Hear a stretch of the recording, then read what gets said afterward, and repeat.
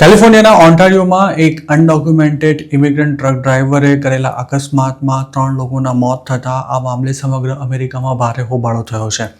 અકસ્માત કરનારાની ધરપકડ કરી લેવામાં આવી છે અને તેનું નામ જશનપ્રીત સિંઘ હોવાનું પોલીસે જણાવ્યું છે. અકસ્માત થયો ત્યારે જશનપ્રીત નશાની હાલતમાં હોવાનું પણ બહાર આવ્યું છે. આ આરોપી કેલિફોર્નિયાના યુબા સિટીનો રહેવાસી છે અને તે મેક્સિકો બોર્ડર ક્રોસ કરી 2022માં અમેરિકા આવ્યો હતો. હાલ પોલીસની કસ્ટડીમાં રહેલા આ ઇન્ડિયનને આઈસ દ્વારા કસ્ટડીમાં લેવાની કાર્યવાહી પણ શરૂ કરવામાં આવી છે. જશનપ્રીતે ઓક્ટોબર 21ના રોજ અકસ્માત કર્યો હતો. તે જે ટ્રક ચલાવી રહ્યો હતો તેમાં લાગેલા ડેશ કેમમાં પણ અકસ્માતના દ્રશ્યો કેપ્ચર થયા છે, જેમાં જોઈ શકાય છે કે તેની ટ્રક એક પછી એક અનેક વાહનો સાથે અથડાઈ હતી. અમેરિકામાં રહેતા અનડોક્યુમેન્ટેડ ટ્રક ડ્રાઈવર્સ પર ટ્રમ્પ એડમિનિસ્ટ્રેશન દ્વારા તવાઈ બોલાવાઈ રહી છે, ત્યારે વધુ એક ડ્રાઈવરે અકસ્માત કરતા આ મામલે કેલિફોર્નિયાને ફરી ટાર્ગેટ કરવામાં આવી રહ્યું છે. કેલિફોર્નિયા અનડોક્યુમેન્ટેડ લોકોને કમર્શિયલ વ્હીકલ ચલાવવાનું લાયસન્સ આપતા ગણ્યા ગાંઠિયા અમેરિકન સ્ટેટ્સમાંનું એક છે અને ફ્લોરિડામાં હરજિંદરસિંહ નામના એક ઇન્ડિયન ટ્રક ડ્રાઈવરે ખોટો યુટર્ન લેતા થયેલા અકસ્માતમાં જે 3 લોકોના મોત થવાની ઘટના બની હતી, તેમાં પણ આરોપીએ કેલિફોર્નિયામાંથી જ લાયસન્સ કઢાવ્યું હતું.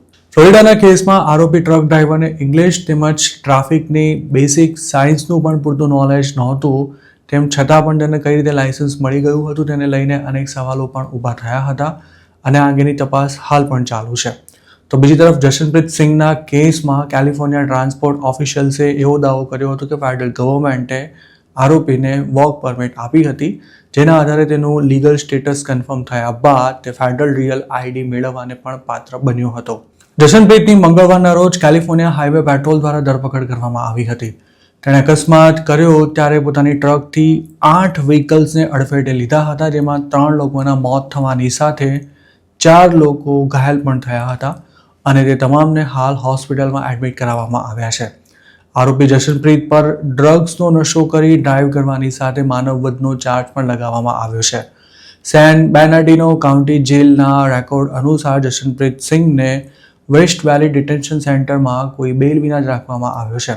તેણે કરેલા ગુનાની ગંભીરતાને જોતા હવે તેને બોન્ડ પર છોડાય તેવી શક્યતા પણ લગભગ નહીવત છે અને જો આરોપીને બોન્ડ મળી ગયા તો પણ તેને આઈસ દ્વારા અટકાયતમાં લેવામાં આવી શકે છે.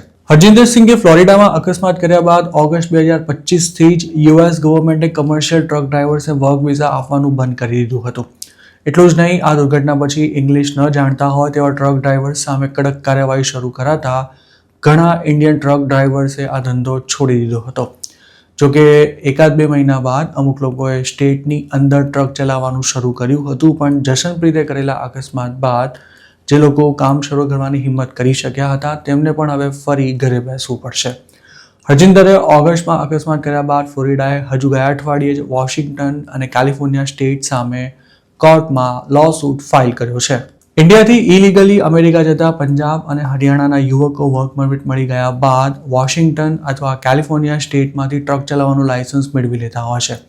આમ તો આ લાયસન્સ મેળવવા માટે ઇંગ્લિશ તેમજ ટ્રાફિકના નિયમોની જાણકારી હોવી જરૂરી છે, પણ અમુક લોકો સેટિંગથી પણ લાયસન્સ મેળવી લેતા હોય છે અને બેફામ ટ્રક ચલાવી અકસ્માત નોંધતા હોય છે. અમેરિકામાં 2 મહિનાના ગાળામાં 2 ઇન્ડિયન ટ્રક ડ્રાઈવરે કરેલા અકસ્માતમાં કુલ 6 લોકોના મોત થતાં તેમના કારણે હવે હજારો દેશી ટ્રક ડ્રાઈવર્સ પર પણ જોખમ ઊભું થયું છે.